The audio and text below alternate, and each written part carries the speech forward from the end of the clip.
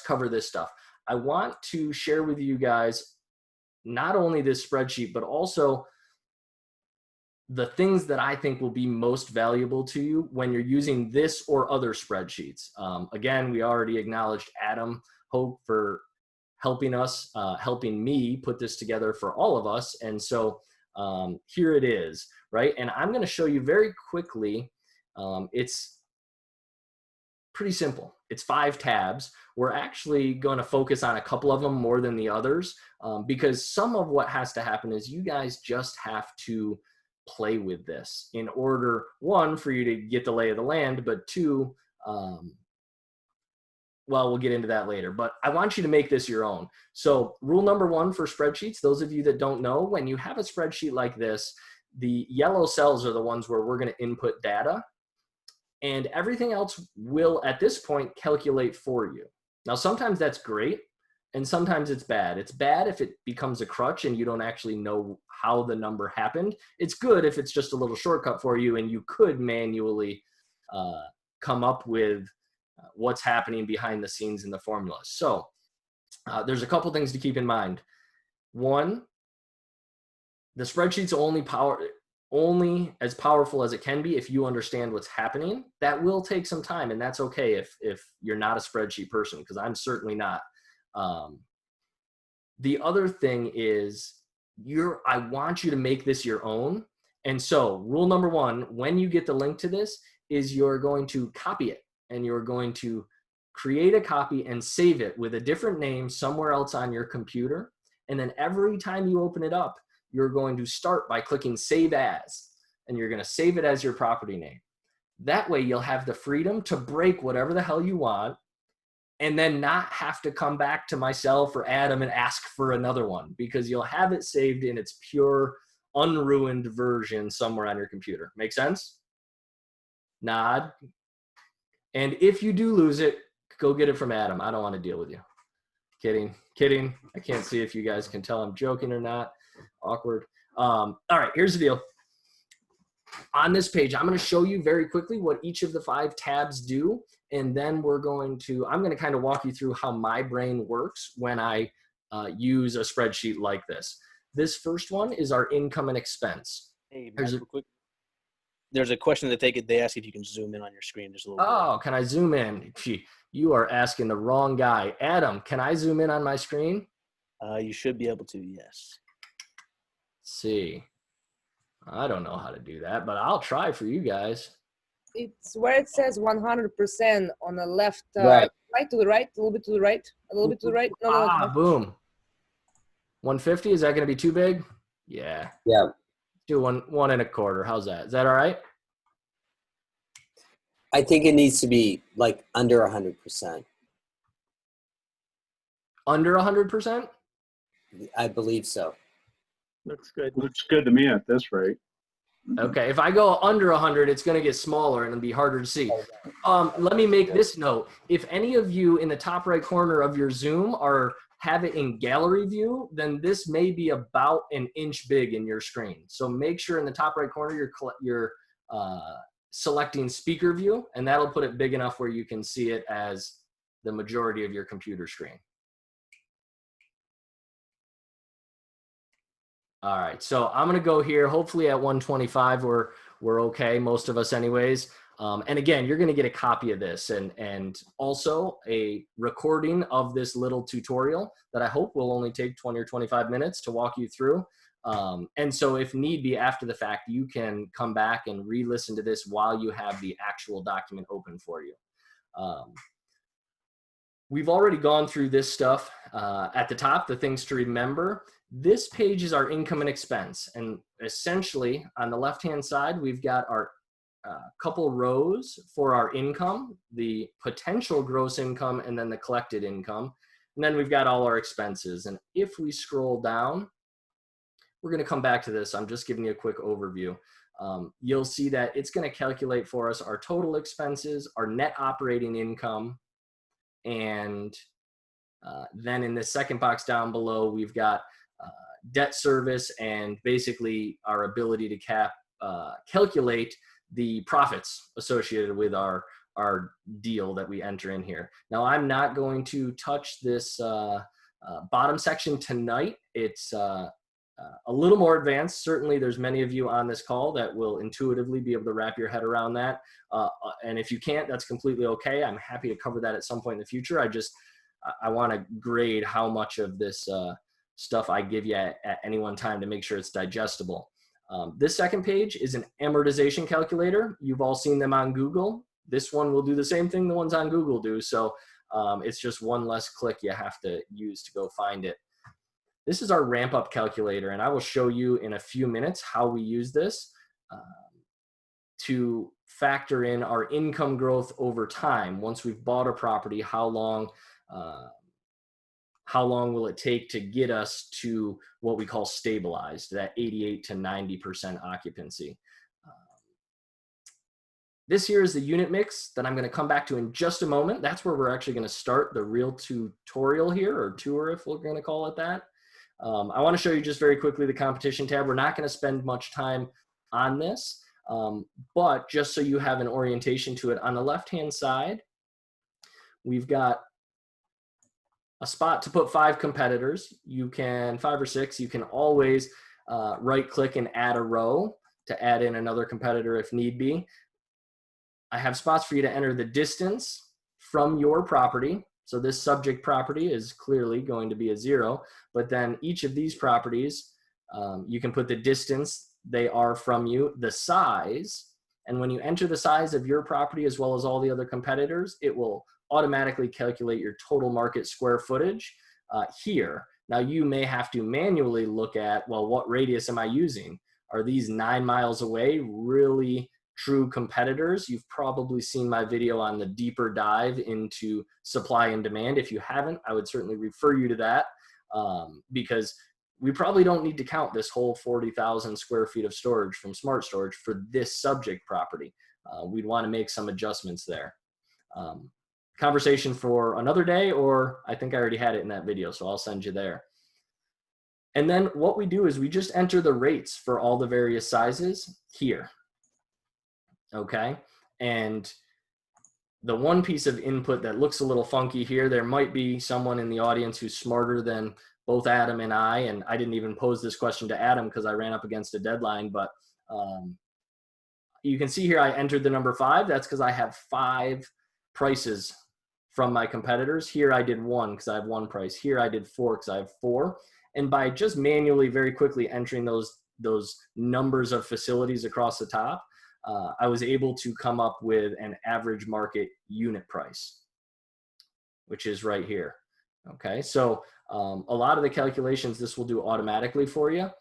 Down here we also did, you can just enter your population. I left this market supply, as many of you know, I should say. We look for our ballpark 7 to 8, 9 square foot per person as a national average. 7 to 8 is the national average. That's projected demand for any given market. There are many people on this call who have bought facilities in the 10, 12, 14 square foot range and done very well. The caveat is they knew there better be a reason that a market could support that much more than the market average. So if it's down south, it's going to likely have more demand because they don't have basements down south. If it's near an Air Force base or a military installation, likely to have more demand, those sorts of things. The point I want to bring up to you right here is you'll notice that these market supply numbers are in yellow, which means you have to manually enter them. And the reason being, although some of them have a formula behind them, I'm trying to,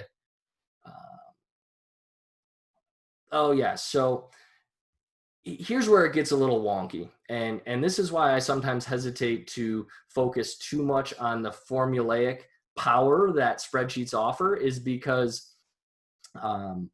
you lose a lot of nuance. They're convenient and simplistic, but you lose the ability to customize. And so that's why I had you guys save as new when you first open this, so that you can play with things and break things and figure out how they work. Because the formulas, if any, that exist behind these cells might work in this instance, but they might not on the next property. Well, why would that be?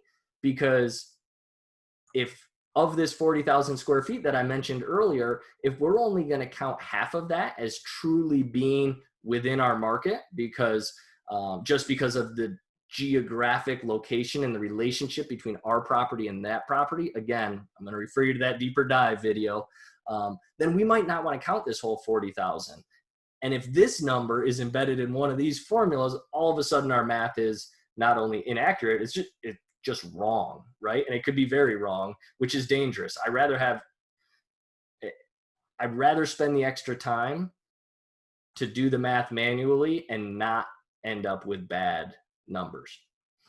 I guess I don't need to kick that dead horse too much more than that. So that's the competition tab. That's the last that you're going to see it tonight. What I want to do is just walk through kind of how my brain works if I just stumble on a listing that's kind of exciting to me, right? I'm like, ooh, that piques my interest, and I'm going to poke around, and I'm not going to pull this spreadsheet out right away. There's, I think I call it my decision-making matrix. It's got to be out there on the internet somewhere, through a video where I walk you through kind of how my brain works when I'm at the computer without a spreadsheet, just looking at properties and what catches my attention, what doesn't, what questions am I asking, how am I getting a sense for the market, all of those things. But if I pass that sniff test, or if a property passes that sniff test, what I'm going to do is break out this spreadsheet, save as new. If I say it 10 times in the same night, it's important, folks. Save it as new, and then get to work plugging in numbers. And I usually start with this tab if I have this information, okay?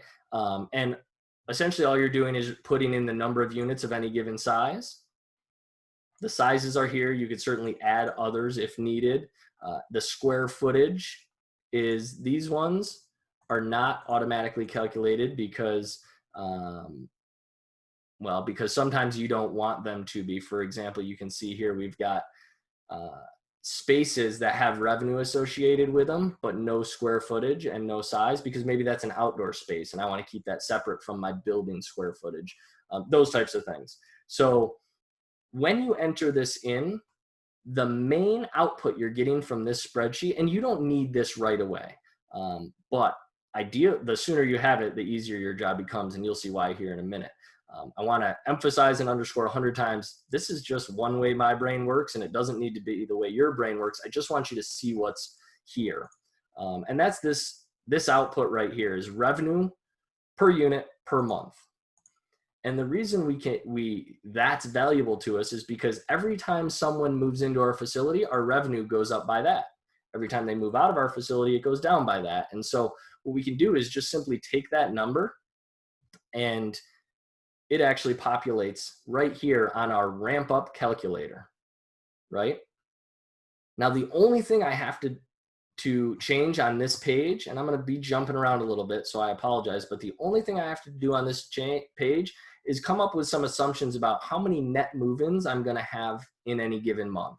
And so if I put 4 in there, you can see my total monthly increase in revenue just changed. Now I'm bringing in $200 extra a month. If I return it back to 2, now it's 100. And over here, this starting number, this starting monthly revenue, is another piece of data that we enter into the spreadsheet. We just enter it over here on the income and expense tab as collected revenue. This is annual, and Adam was slick enough to be able to take this number, not only get it to populate on a different page, but also divide it by 12. The dividing by 12 part I could do. Getting it to go from sheet to sheet, I'm useless.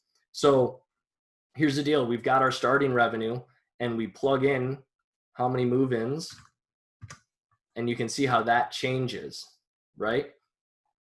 Every month, and then we can see a year-end income for that year. Now, clearly, this spreadsheet's just going to keep calculating till there's a whole lot of money coming in. Your facility may not support continued ramp up beyond, let's say, just for easy sake, month 24. Maybe it only gets to 100, or in this case, maybe it only gets to month 12. 72,000 might represent your stabilized price, and you're going to need to know to cap that. And as you can see here, this spreadsheet is showing if you fail to cap that, what happens, right? So we can This is when you risk breaking things, but we could cap the collected revenue to just be 88% or 90% of this collected gross revenue, right? Everybody with me? All right. Totally okay if you're putting questions in the chat. I'm just going to give you a fair warning that I'm going to ignore them until we're done, just because I'm already jumping all over the place and I don't want to lose my train of thought any more than I'm already vulnerable to doing. So that being said, when we back up here, I think I covered this. We should be good. When we come to this income to expense tab, I'm going to orient you to the page again for what it is. Income in lines 14 through 17. The yellow cells are where we're going to enter things. Expenses are in line 19 through 32, and then it's going to automatically calculate our our total expenses and net operating income. Now, a couple things. I'm going to focus here on the expenses. These yellow cells, you would just enter manually. You're going to get that information from the seller, or you're going to use your knowledge of the industry to populate the industry standard, whatever you think it's going to be, whether it's based on your experience from previous properties, or I've got somewhere, I'm sure, out in cyberspace, a rundown of the anticipated expenses. And so, and I'm sure I cover it in some of the videos in the courses. So you're just going to enter that information here. Now, when it comes to the expenses for the remaining years, you can see here year 1, 2, 3, 4. You've got two choices. You can simply let these gray cells stay auto-populated based on these expenses. And let's say I knew, for example, my insurance expenses, maybe 2% is an appropriate number for many properties, but maybe I'm on the coast in Florida where there's hurricane expenses, and maybe I need to jump that up to 6, right? And so now we're paying $5,000 or $6,000 a year in your property. I'm sorry, in your property insurance. I got sidetracked looking at property taxes. What I'm going to do, just to show you, one, how to fix an error that I didn't catch in this before I brought it to you. Can I pretend that this is an embedded lesson where I say, see guys, I screw stuff up all the time. Don't worry, get out there and buy a deal regardless of if you're going to make mistakes, because that would be convenient if I could do that. But what I'm going to do here is just cap this, and I'm going to hit equals the gross revenue times 0.9. So we're going to cap our revenue at 90% of the potential gross. Now these gross revenues, you can see they're climbing year over year from 89,000 to 90 to 93 and 95. The reason that's happening is because of these yellow cells here. These are numbers that I made up, to be honest with you, arbitrarily, about rental increases over time, right? So you can change those and see what they do. I am, just to give you a little aside, when I look at properties, it can't always be done. I'm not telling you to throw a deal out if you have to raise rents to make it a deal. Tony, for example, bought his first deal based solely on raising rents, right? Like it was 90%, 98% full, and there was nowhere to go if we looked at it and said, well, we only like to double the value of properties, and we can't do that here because we can only move 2 people in. Well, the rates were 50% of what they're supposed to be. So that was only a deal by raising rates. In a perfect world, though, if you're looking at a property that has low occupancy, you don't have any evidence like Tony did to say, well, I should be able to raise rates. We knew Tony could raise rates because he was 98% full. You should never be 98% full. And if you are, you should be raising your rates. When you're dealing with a property that's low occupancy, in a perfect world, you'll be able to at least get a green light, maybe not a home run deal, but it'll at least pass the good enough criteria without raising rates at all. That way, you've just got an extra buffer. And if you raise rates, it's icing on the cake. Now, that does not mean to throw the deal away just because it requires raising rates. Sometimes that happens. Terry's doing that right now, raising rates on a property that was low occupancy. He bought it, was more full than he thought, and he's been filling up faster in the 4 or 5, 6 weeks, whatever it's been. So he's already raising rates. I encourage you guys to use this spreadsheet 2, 3, 4, 5 times on any given deal. And what you can do is you can work through and then save them as worst case scenario, best case scenario, most likely scenario. I know some of you have heard me say that way more times than you probably want to, but I think it's important. So I'm saying it again. So that's what I would tell you guys about the rental raises or the rent increases over time. I started to talk about expenses, and the point that I can't remember if I made, to be honest with you, is I said you could change this percentage and that will adjust our dollar amount annually in these projected years. The other option you might want to do is, let's say that's like, well, I don't know about the percentage. I have a good handle. I'm thinking of my buddy Ken Holmes right now, who's got a really good handle on what it takes to run a property because he's running 4 of them, is you can get rid of these. Now we're not worried about expenses. Now you have to manually populate in here what you want, right? So you would have to enter in the numbers, but that's fine. You can do that. And then you could even copy that row and paste it here, here, and here, and then just make adjustments as you see fit, right? This is where we assert our executive control over the spreadsheet. We are the investor, the spreadsheet is not. You need to take ownership of what the numbers are. This is that old, if you can't show your work, you're not right. You've got to be able to show your work. It doesn't mean you have to show it every time. You just need to be able to. So I'm going to hope that I can undo some of those changes. Yes. So does that make sense? All right, what I'm going to do very quickly, and I know I'm running through this fast, but we're going to give you guys some a chance to ask a bunch of questions after this. We're doing fine on time, so we'll go through it and hopefully round some of this stuff out. I just want to show you in this second box here that we're going to look at tonight is the debt service column. This pulls from the amortization calculator that Adam embedded in this for us. And then you're going to just see various numbers. If you're new to this, I'm just going to encourage you to take your time reading what each of these are, because if you just look at it, it's like overwhelming. It's like, I don't know what all that means. But if you read it slowly and then look at it, and then what I would encourage you to do, if you're not a spreadsheet person, you can simply click on the cell and your formula will be shown up here. So C35 to C37. So if you ever look at a spreadsheet and go, well, crap, where'd that number come from? Just click on it, and then you can look in this function bar and see, oh, all right, so total after debt cash flow is C35. So that's our net operating income minus our debt service. Oh, yeah, that makes sense. I should have known that. Cool, 18 grand. Some of them won't be so intuitive, right? But that is how you will learn what's actually happening here. So hopefully that makes sense. And this just calculates for you. Let me back up a little bit because I zoomed in. You can't see everything. This is the last box I want to show you over here. You've got some places to put investor contributions. You can put percentages here. You could override and just put dollar amounts here if you needed to. But some of those are embedded in these formulas over here. So I wanted to show you that.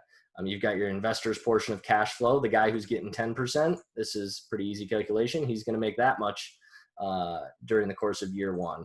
This guy, investor 2, who got 5%, is going to make this much. We do here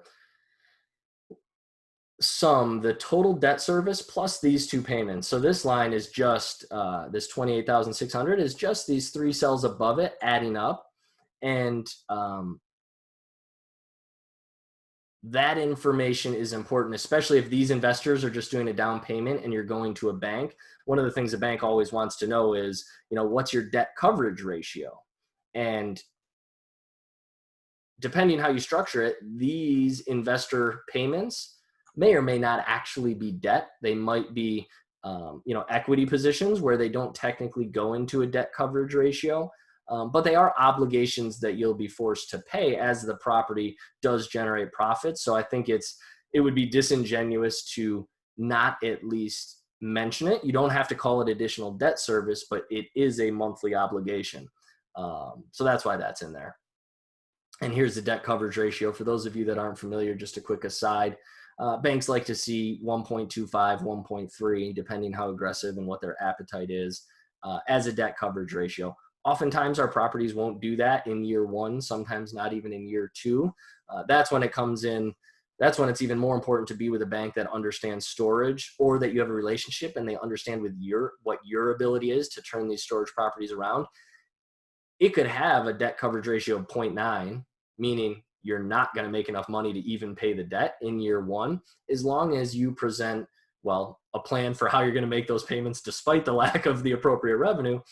And two, that you have the plan and a legitimate plan to get it to the point where it's stabilized up at a considerably higher debt coverage ratio at some point. You know, I basically look to get past that 1.3 as quickly as possible, and then highlight that date for the bank, making sure they know. These rows are the fun ones, at least this 44. That's the value at X cap rate.